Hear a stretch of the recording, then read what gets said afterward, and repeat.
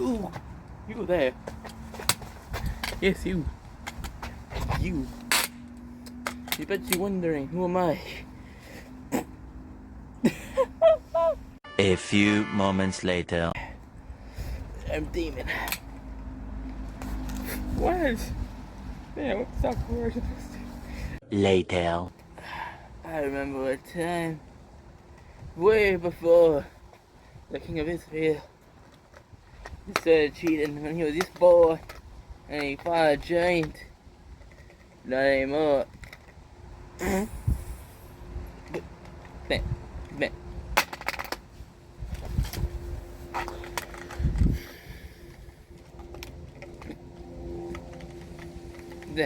There we go. And now we're gonna talk about it. Why am I going cop style? You know what? We'll just talk about it. David was a scumbag. I don't know what else to tell you guys. I'm gonna go grab that.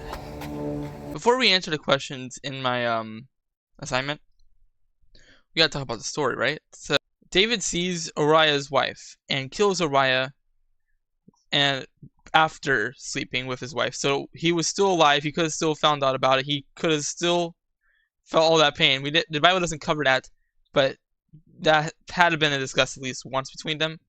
Oh wait, no, because he has his servants stop him before he's there, and they all basically it says sleep with him, but I would want to assume, or not want to assume, but I'm assuming they mean he had his servants rape him. So then after that he has him killed, right? Then he marries Bathsheba. Then he makes her pregnant, and bears a son for him. Then the Lord sends Nathan, a prophet, to say, that's not cool, you are down bad. Then David, repents right there and then. But the Lord says the only way to really rectify this is by me killing that child, because that's the only way to get rid of it. And even though he pleads, this child still dies. And basically his attendants were scared to tell him that. I wonder why. So David comforted his wife Bathsheba, and he did it again. But since the first sin was rectified, I guess, this son, Solomon, doesn't die, because the first son was an act of adultery. But this one is not an act of adultery. So because of this, the Lord loved, and because the Lord loved him, he sent word to Noah the prophet and asked and named him. So then after all of that, David went to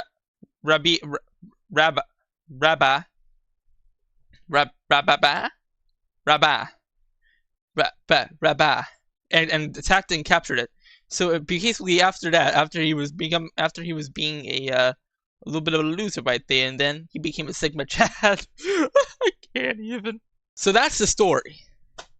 Also, totally not going to be laughed at by the entire class for using a gotcha character. I'm cooked. Okay, so here's how we're going to do things. Q&A. Out of the hat. Totally out of the hat. Not just kidding. We're going to go find my iPad. Can I summon a bunny or something? Summon Bah. Hey, look at that plushie. Alright, this is going to go over there. And I'm going to go find an iPad.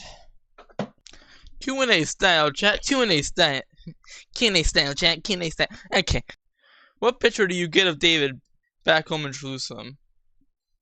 Well, what picture do I get of David after reading that? Well, bit scummy, a bit desperate, like he can't get an actual woman without killing somebody. That's kind of the picture I get out of that. Okay. Now question two. You know how it is.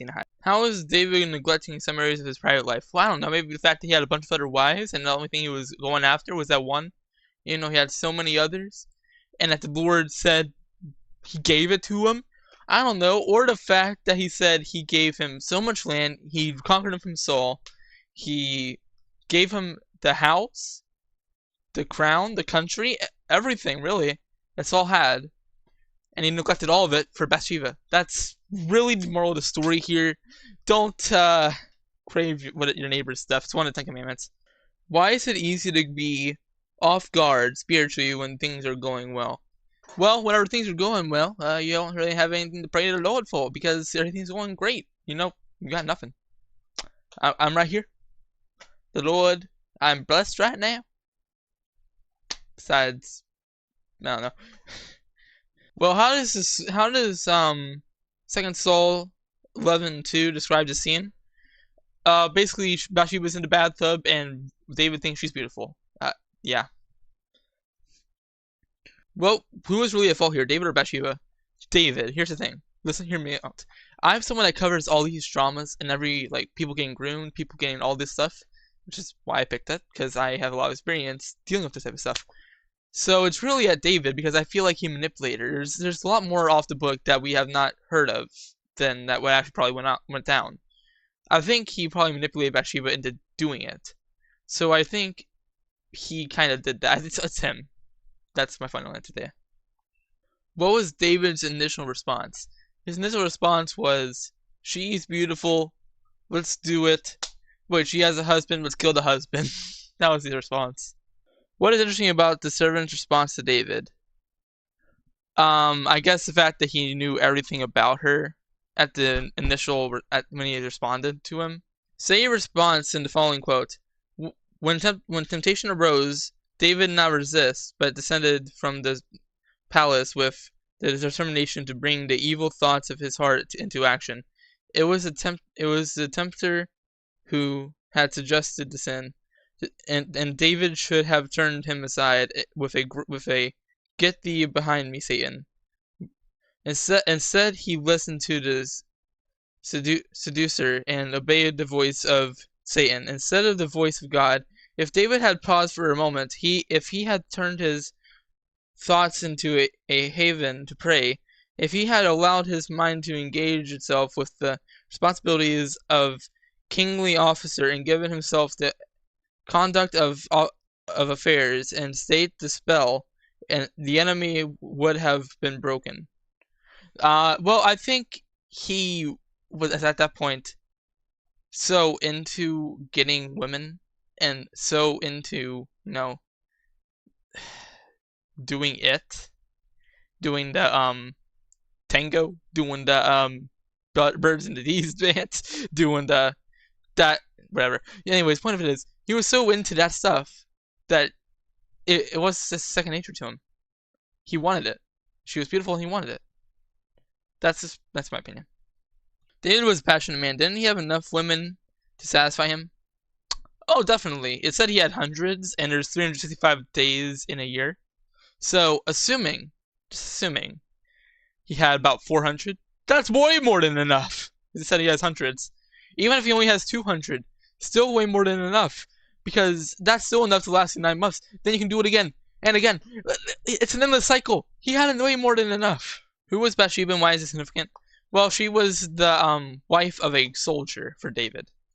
And this is significant because of his position he has. She probably didn't want to get him fired whenever she was manipulated into doing it with him. Which adds to my point that he was sexually abusing her. What picture do you get here of David, of Bathsheba? They're both, Bathsheba, just easily manipulated, and someone that was too easily manipulated and couldn't stand her ground. And even whenever her husband died and she had nothing to lose, she still stayed with David. So I guess no morals. And David, someone that was down bad. When have you acted impulsively or done something you regret later? What were the consequences?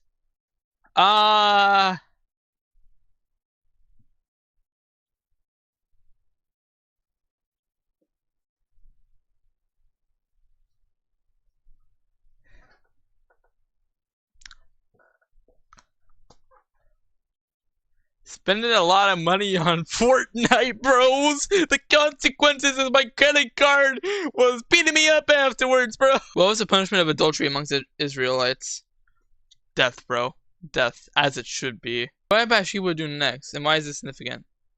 She went back home and cried whenever her husband died, and then she dated married David after her husband died, she probably knew.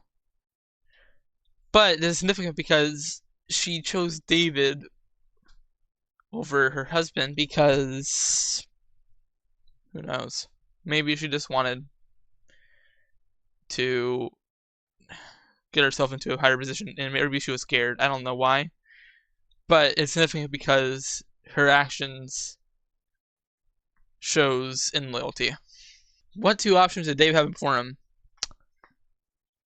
Don't go after someone that's married even though they're beautiful, or do go after someone that's married because they're beautiful and then kill the husband. What did David's next plan of action tell you about his sin? Well, his next plan of action was to kill the husband, to kill the guy, to kill one Uriah. Totally didn't forget the name. Okay. What did David's next plan of action tell you about his sin? He killed Uriah, which means his sin was to steal Bathsheba and keep Bathsheba all to himself. Respect the hustle, don't respect the player. That's all I gotta say there. What did David hope the outcome would be? He keeps the son, and he keeps Bathsheba, and he has a happy Lord, and everything is fine. Even though that's not possible, because the Lord can't deal with adultery. But that was what he wanted. How do you think God felt about this whole situation? He probably felt very sad and very disappointed in David for doing it. What went wrong in David's plan? God sees all, and yeah, that's what went wrong with the plan, because God can't stand for it. David was desperate to correct his situation. What did he resort to next? Killing the husband first time, and then after God confronted him through a prophet, he repented for his sin. Everything David tried to do to hide his sin hasn't worked. He was really desperate now. What was his final act did he plan? To kill the husband, as I've said. That was his final act. And then marry her. And all of these things. Which again, as I said,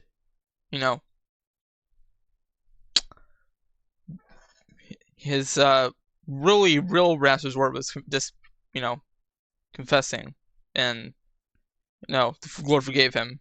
Well, I think David was still desperate for such measures because David felt guilty, so he wanted to kill him. Why did Job send a cryptic message back to David? Because he didn't want Uriah to find out, so he had to make it cryptic, make it brief, and make it so it's not really readable that well. Do you think it was right for Job to arrange for Uriah's death even though David ordered it? I think he had no choice, and that he probably would have been killed otherwise, and it was more of a matter of me or you. But you can't say it was right, but you also have to see where he's coming from as well. As soon as Bathsheba had finished her mourning, which is usually about 7 days, so a week, David sent out for her to become his wife. What seems logical about this? It shows that David still wanted her, and he was not over her, and he was not over his sin, really, even though God had forgiven it. He still wanted her very badly. And that's the logic about it, because even though he has been forgiven, he himself is still clinging to it. He himself still wants Bathsheba. What does the Bible say after this? That they took over Rabbi's water supply, and then they took over the entire country. Rabbi.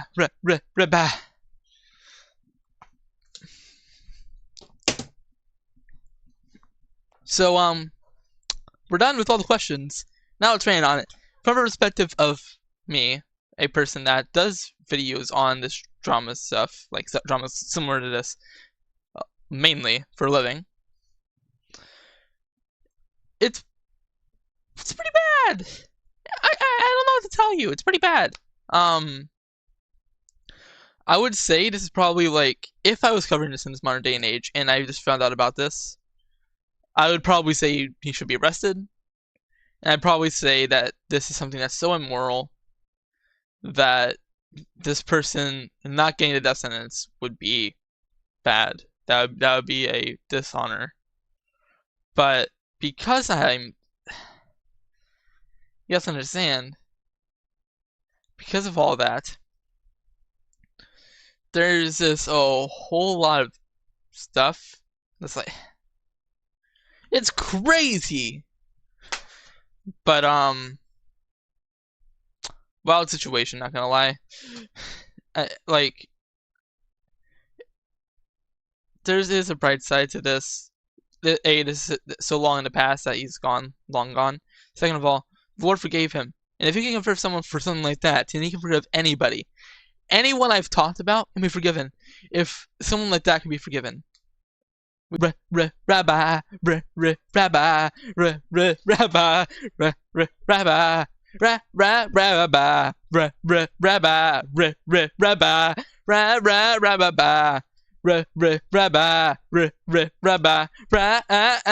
I'm back! Oh, I'm back! Post-credit scenes are always crazy.